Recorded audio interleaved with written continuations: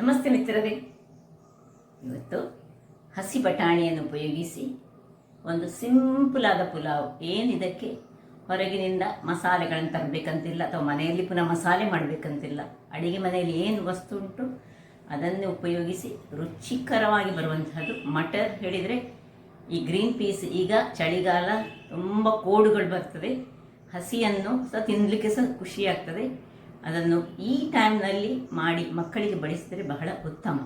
ಹಾಗಾದರೆ ಈ ಸುಲಭ ರೀತಿಯಲ್ಲಿ ಮಾಡುವಂತಹ ಈ ಹಸಿ ಬಟಾಣಿಯ ಪುಲಾವ್ ಹೇಗೆ ಮಾಡೋದೆಂದು ನೋಡುವ ಮೊದಲು, ಯಾರೆಲ್ಲ ನನ್ನ ಚಾನಲನ್ನು ನೋಡ್ತಿದ್ದೀರಿ, ಯಾರೆಲ್ಲ ಇನ್ನೂ ಸಬ್ಸ್ಕ್ರೈಬ್ ಮಾಡಿಲ್ಲ, ದಯವಿಟ್ಟು ಸಬ್ಸ್ಕ್ರೈಬ್ ಮಾಡಿ ಸಪೋರ್ಟ್ ಮಾಡಿ ಅಂತ ಹೇಳುತ್ತಾ ಬನ್ನಿ ಅಡಿಗೆ ಮನೆಗೆ ಹೋಗೋಣ. ನಮಸ್ತೆ ಮಿತ್ರರೇ, ಇವತ್ತು ಮಟರ್ ಪುಲಾವ್ ಮಾಡೋಣ. ಅಂದರೆ ಈ ಬಟಾಣಿ, ಹಸಿ ಬಟಾಣಿ ಈಗ ತುಂಬ ವಿಂಟರ್ ಸೀಸನಲ್ಲಿ ತುಂಬ ಬರ್ತದೆ.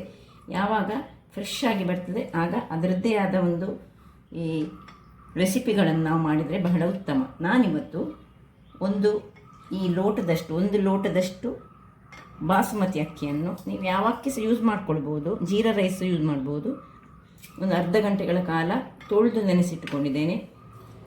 ಒಂದು ಬೌಲು, ಇದರಲ್ಲಿ ಒಂದು ಲೋಟ ಅಕ್ಕಿಗೆ ಒಂದು ಲೋಟದಷ್ಟೇ ಈ ಬಟಾಣಿಯನ್ನು ತೆಗೆದುಕೊಂಡಿದ್ದೇನೆ. ನಾವು ಮಾಡೋದು ಬಟಾಣಿಯ ಪುಲಾವ್, ಅದರಿಂದಾಗಿ ಒಂದು ಬೇಕಿದ್ದಷ್ಟು ಕೊತ್ತಂಬರಿ ಸೊಪ್ಪು ಮತ್ತು ಈ ಪುದೀನ ಸೊಪ್ಪನ್ನು ಚಾಪ್ ಮಾಡಿಟ್ಕೊಂಡಿದ್ದೇನೆ. ಇಲ್ಲಿ ನೋಡಿ, ಒಂದು ಚಮಚದಷ್ಟು ಕೊತ್ತಂಬರಿ ಬೀಜ ಮತ್ತು ಈ ಬಡೆ ಸೊಪ್ಪು ಅರ್ಧ ಚಮಚದಷ್ಟು ಉಂಟು. ಇದನ್ನು ಪೌಡರ್ ಮಾಡ್ಕೊಳ್ಬೋದು, ಅಥವಾ ನಿಮ್ಮ ಹತ್ರ ಪೌಡರೇ ಇದ್ದರೆ ಕೊತ್ತಂಬರಿ ಸೊಪ್ಪು ಮತ್ತು ಬಡೆ ಸೊಪ್ಪಿದ್ದು ಅದನ್ನು ಯೂಸ್ ಮಾಡ್ಬೋದು. ಇಲ್ಲದಿದ್ದರೆ ಮೊದಲಿಗೆ ಇದರಲ್ಲಿ ಕುಟಾಣಿಯಲ್ಲಿ ಅಥವಾ ಮಿಕ್ಸಿಯಲ್ಲಿ ಹಾಕಿ ಇದನ್ನು ಒಂದು ಪೌಡರ್ ಮಾಡಿಟ್ಕೊಂಡ್ರೆ ಆಯಿತು. ಇಲ್ಲಿ ಲವಂಗ 1-2-3, ಕೆತ್ತೆ, ಒಂದು ಬೇ ಲೀಫ್, ಸ್ವಲ್ಪ ಇದು ಇಷ್ಟು ಬೇಡ, ಇದನ್ನು ಸ್ವಲ್ಪ ತುರಿದುಕೊಂಡು ಮತ್ತೆ ಹಾಕೊಳ್ಳಿಕ್ಕೆ, ಮತ್ತು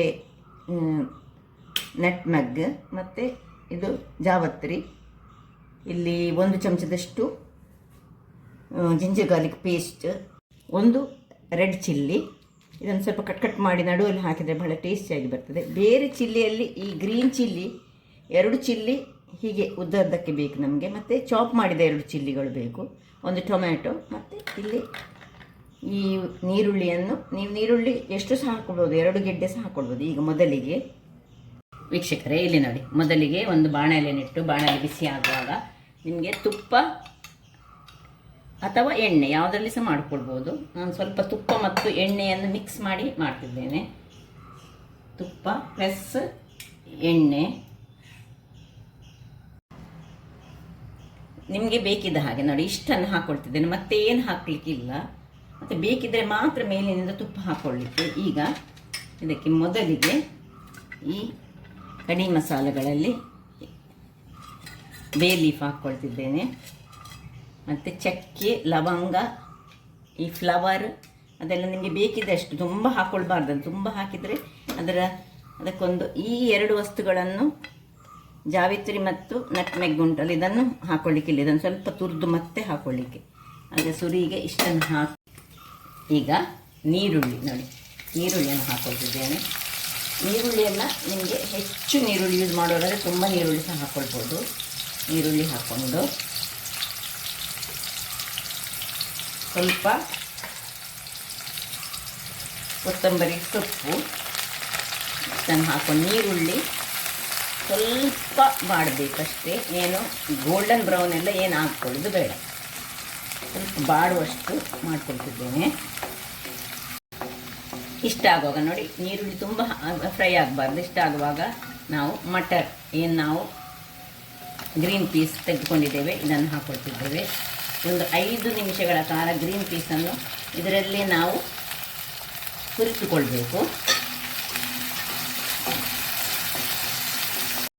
ಇಷ್ಟು ಹುರಿಯುವಾಗ ಇಲ್ಲಿ ಜಿಂಜರ್ ಗಾರ್ಲಿಕ್ ಪೇಸ್ಟ್, ಅಥವಾ ನೀವು ಜಿಂಜರ್ ಮತ್ತು ಗಾರ್ಲಿಕ್ ಮನೆಯಲ್ಲಿ ಮಾಡಿದ ಪೇಸ್ಟ್ ಆದರೆ ಬಹಳ ಒಳ್ಳೆಯದು, ಅದನ್ನೇ ಹಾಕ್ಕೊಳ್ಬೇಕು. ಅಥವಾ ಜಿಂಜರನ್ನು ನಿಮಗೆ ಪೇಸ್ಟ್ ಇಲ್ಲ ಅಂತಾದರೆ ಕಟ್ ಮಾಡ್ಕೊಂಡು ಜಿಂಜರ್ ಗಾರ್ಲಿಕ್ಕನ್ನು ಒಂದು ಕ್ರಷ್ ಮಾಡಿಕೊಂಡು ಸಹ ಹಾಕ್ಕೊಳ್ಬೋದು. ಇಷ್ಟ ಆಗುವಾಗ ಈ ಟೊಮ್ಯಾಟೊ ಮತ್ತು ಹೆಚ್ಚಿಟ್ಟಂಥ ಕಾಯಿ ಮೆಣಸು, ಇಡೀ ಕಾಯಿ ಮೆಣಸಲ್ಲ, ಹೆಚ್ಚಿಟ್ಟ ಕಾಯಿಮೆಣಸನ್ನು ಹಾಕೊಳ್ತಿದ್ದೇನೆ. ಬಹಳ ಟೇಸ್ಟಿಯಾಗಿ. ಇದಕ್ಕೆ ಬೇರೆ ಮಸಾಲೆ ಬೇಡವೇ ಬೇಡ. ಹೊರಗಿನಿಂದ ತಂದ ಮಸಾಲೆಯಲ್ಲಿ ಮಾಡೋದಕ್ಕಿಂತ ನಾವು ಹೀಗೆ ಸಿಂಪಲಾಗಿ ಮಾಡಿದರೆ ಬಹಳ ಟೇಸ್ಟಿಯಾಗಿ ಬರ್ತದೆ. ಟೊಮ್ಯಾಟೋಕ್ಕೆ ಸ್ವಲ್ಪ ಉಪ್ಪನ್ನು ಹಾಕೊಳ್ತಿದ್ದೇನೆ ಈಗ ನಾನು ಬೇಗ ಬೇಯಿಸೋಸ್ಕರ. ಉಪ್ಪು, ಟೊಮ್ಯಾಟೊ ಮತ್ತು ಈ ಗ್ರೀನ್ ಪೀಸಿಗೆ ಬೇಕಿದ್ದಷ್ಟನ್ನು ಹಾಕೊಳ್ಳಿ. ಇನ್ನು ಇದರಲ್ಲಿ ನೋಡಿ, ಇಲ್ಲಿ ಕುಟ್ಟಿದಂತಹ ನಾವು ಏನು ಕುಟ್ಟಿದ್ದೇವೆ ನೋಡಿ ಇದನ್ನು ಹಾಕ್ಕೊಂಡು ಇದರಲ್ಲಿ ಕೊತ್ತಂಬರಿ ಮತ್ತು ಸಾಂಫ್ ಬಡೆ ಸೊಪ್ಪು ಉಂಟು. ಅರ್ಧ ಚಮಚ ಬಡೆ ಸೊಪ್ಪು ಆದರೆ 1 ಚಮಚ ಕೊತ್ತಂಬರಿ ಬೀಜಗಳು, ಅಥವಾ ಕೊತ್ತಂಬರಿ ಪುಡಿ ಸಹ ನೀವು ಹಾಕೊಳ್ಬೋದು.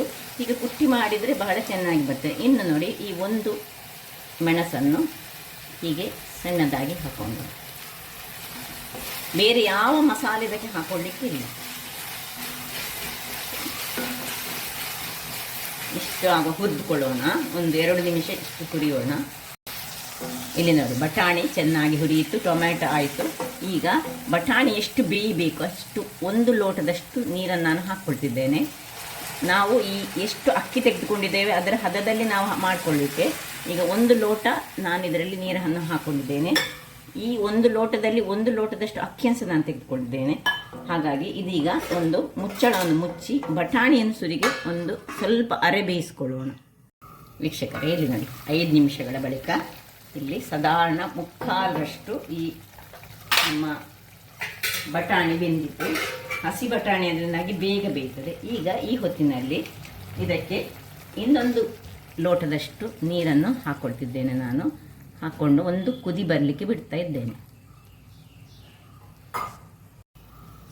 ವೀಕ್ಷಕರೇ, ಇಲ್ಲಿ ನೋಡಿ, ಇಷ್ಟೊತ್ತಾಗುವಾಗ ನೋಡಿ ಒಂದು ಕುದಿ ಬರಲಿಕ್ಕೆ ಶುರುವಾಯಿತು. ಇಲ್ಲಿ ನಿಮಗೆ ಇದು ಬೇಕಿದ್ದರೆ ಮಾತ್ರ ಒಂದು ಅರ್ಧ ಸ್ಪೂನಷ್ಟು ಮೆಣಸಿನ ಪುಡಿ ಹಾಕ್ಕೊಳ್ತಿದ್ದೇನೆ ನಾನು. ಅರ್ಧ ಸ್ಪೂನಷ್ಟು ಜೀರಿಗೆಯ ಪುಡಿ ಹಾಕ್ಕೊಳ್ತಿದ್ದೇನೆ. ಇನ್ನು ಸ್ವಲ್ಪ ಅರ್ಧದಷ್ಟು ಕೊತ್ತಂಬರಿ ಮತ್ತು ಪುದೀನದ ಮಿಕ್ಸ್ ಇಷ್ಟನ್ನು ಹಾಕಿ ಸ್ವಲ್ಪ ತಿರುಗಿಸಿಕೊಂಡು ಈ ಎಷ್ಟು ಅಕ್ಕಿಯನ್ನು ಸೀವ್ ಮಾಡಿಟ್ಕೊಂಡು ಇದರಲ್ಲಿ ಹಾಕ್ಕೊಳ್ತಿದ್ದೇನೆ. ನೀರು ಸ್ವಲ್ಪ ಸಹ ಇರಬಾರ್ದು ಮಾಡಿ ಸ್ವಲ್ಪ ಹೀಗೆ ತಿರುಗಿಸ್ಕೊಳ್ಳೋಣ. ಇನ್ನು ಇದರಲ್ಲಿ ಇಡೀ 2 ಮೆಣಸನ್ನು ಹಾಕ್ಕೊಳ್ತಿದ್ದೇನೆ. ಹಾಗೂ ಈ ಜಾವತ್ರಿ ಮತ್ತು ನಟ್ಮಗ್ ಏನುಂಟು ನೋಡಿ, ಇದನ್ನು ಚೂರು ಹೀಗೆ, ಇದು ಆಪ್ಷನಲ್, ಬೇಕಿದ್ದರೆ ಮಾತ್ರ ಹಾಕ್ಕೊಳ್ಬೋದು. ಚೂರು ಹಾಕ್ಕೊಳ್ಬೇಕು. ಮತ್ತು ಈವನ್ ಇದನ್ನು ಸಹ ಇದು ಹೀಗೆ ಪುಡಿ ಮಾಡಿ ಸಹ ಹಾಕ್ಕೊಳ್ಳು. ಕೆಲವರ ಹತ್ರ ಪುಡಿಯೇ ಇರ್ತದೆ, ಅಥವಾ ಇದನ್ನು ಹೀಗೆ ಕೈಯಲ್ಲಿ ಸಣ್ಣ ಸಣ್ಣದಾಗಿ ಕ್ರಷ್ ಮಾಡಿಕೊಂಡು ನೋಡಿ ಹೀಗೆ ಸಹ ಹಾಕ್ಕೊಳ್ಬೋದು. ಅಥವಾ ಕೆಲವರ ಹತ್ರ ಇದ್ರದ್ದು ಪೌಡರ್ ಇರ್ತದೆ ಅಂತ ಇದನ್ನು ಹಾಕ್ಕೊಂಡು ಒಂದು ಸರಿ ತಿರುಗಿಸಿಕೊಂಡು ಒಂದು ಬಾರಿ ಮುಚ್ಚಳವನ್ನು ಮುಚ್ಚಿಕೊಂಡು ಒಂದು 5 ನಿಮಿಷಗಳ ಕಾಲ ಬೇಯಿಸ್ಕೊಳ್ಳೋಣ. ವೀಕ್ಷಕರೇ ನೋಡಿ, 5 ನಿಮಿಷದ ಬಳಿಕ ಒಮ್ಮೆ ತೆಗೆದು ನೋಡೋಣ. ನೋಡಿ ಹೇಗೆ ದಮ್ಮಲ್ಲಿ ಬೇಯ್ತಾ ಉಂಟು. ಈಗ ಇದಕ್ಕೆ 1 ಚಮಚದಷ್ಟು ರೋಸ್ ವಾಟರ್, ಗುಲಾಬಿ ವಾಟರ್ ಅಂತ ಏನು ಕರಿತೇವೆ, ಇದು ಇದ್ದರೆ ಹಾಕ್ಕೊಳ್ಳಿ, ಬಹಳ ಚೆನ್ನಾಗಿ ಬರ್ತದೆ. ಮತ್ತು ಇನ್ನು 1 ಚಮಚದಷ್ಟು ತುಪ್ಪ ಮೇಲೆ ಹಾಕ್ಕೊಂಡು ನಿಧಾನಕ್ಕೆ ಇದನ್ನು ಹೀಗೆ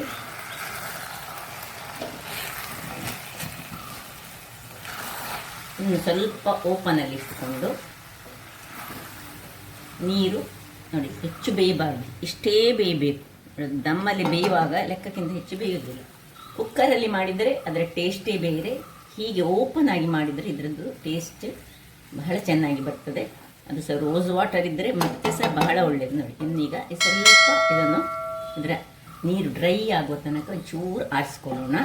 2-3 ನಿಮಿಷಗಳ ಕಾಲ ಹದಾ ಉರಿಯಲ್ಲಿ ಇಟ್ಕೊಂಡು, ತುಂಬ ಜೋರು ಸಹ ಆಗಬಾರ್ದು, ತುಂಬ ಜೋರಿಟ್ಟರೆ ಕೆಳಗೆ ಕರಟಿ ಹೋಗ್ತದೆ. ಹಾಗಾಗಿ ಹದಾ ಉರಿಯಲ್ಲಿ ಓಪನ್ ಇಟ್ಟು 2 ನಿಮಿಷ ಬೇಯಿಸ್ಕೊಳ್ಳೋಣ. ವೀಕ್ಷಕರೇ, ಇಲ್ಲಿ ನೋಡಿ ರೆಡಿ ಆಯಿತು. ಎಷ್ಟು ಚೆನ್ನಾಗಿ ಬಂದಿದೆ ಹೇಳಿದರೆ ನೋಡಿ. ಈ ಹೊತ್ತಿನಲ್ಲಿ ಉಳಿದ ಕೊತ್ತಂಬರಿ ಸೊಪ್ಪನ್ನು ಇದರ ಮೇಲೆ ಹಾಕೊಳ್ಳೋಣ. ಕೆಲವರಿಗೆ ಸ್ವಲ್ಪ ಸ್ವೀಟ್ ಬೇಕೆಂತಂದರೆ ಒಂದು ಅರ್ಧ ಚಮಚದಷ್ಟು ಸಕ್ಕರೆಯನ್ನು ಇದರ ಮೊದಲೇ ಯಾವಾಗ ನಾವು ನೀರು ಹಾಕ್ಕೊಳ್ತೀವಿ ನೋಡಿ ಆ ಟೈಮ್ನಲ್ಲಿ ಹಾಕ್ಕೊಳ್ಬೋದು, ಅಗತ್ಯ ಇಲ್ಲ. ಬಟ್ ನೋಡಿ ಎಷ್ಟು ಚೆನ್ನಾಗಿ ನಾನು ಆಫ್ ಮಾಡ್ಕೊಳ್ತಿದ್ದೇನೆ. ಇನ್ನು ಸರ್ವ್ ಮಾಡೋಣ.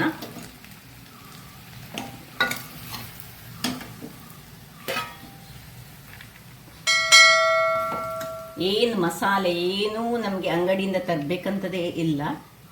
ಮನೆಯಲ್ಲಿರುವ ವಸ್ತುಗಳನ್ನೇ ಯೂಸ್ ಮಾಡಿಕೊಂಡು ಮಾಡುವಂತಹ ಒಂದು ಮಟರ್ ಪುಲಾವ್. ಅಂದರೆ ಈ ವಿಂಟರ್ ಸೀಸನಲ್ಲಿ ಬರುವಂತಹ ಫ್ರೆಶ್ ಬಟಾಣಿಯನ್ನು ಯೂಸ್ ಮಾಡಿ ಮಾಡಿದಂತಹ ಒಂದು ಆರೋಗ್ಯಭರಿತವಾದ ಪುಲಾವ್. ಹಾಗಾದರೆ ನೋಡಿದ್ರಲ್ಲಿ ವೀಕ್ಷಕರೇ, ನನ್ನ ಈ ಕುಕಿಂಗ್ ಚಾನಲ್ ನಿಮಗೆ ಇಷ್ಟ ಆದರೆ ಬೋಳೂರು ಸುವರ್ಣ ಚಾನಲನ್ನು ಲೈಕ್ ಮಾಡಿ, ಶೇರ್ ಮಾಡಿ ಹಾಗೂ ಸಬ್ಸ್ಕ್ರೈಬ್ ಮಾಡಿ ಹಾಗೂ ನನ್ನ ಇನ್ಸ್ಟಾಗ್ರಾಮ್ ಪೇಜನ್ನು ಫಾಲೋ ಮಾಡಿ. ಧನ್ಯವಾದಗಳು.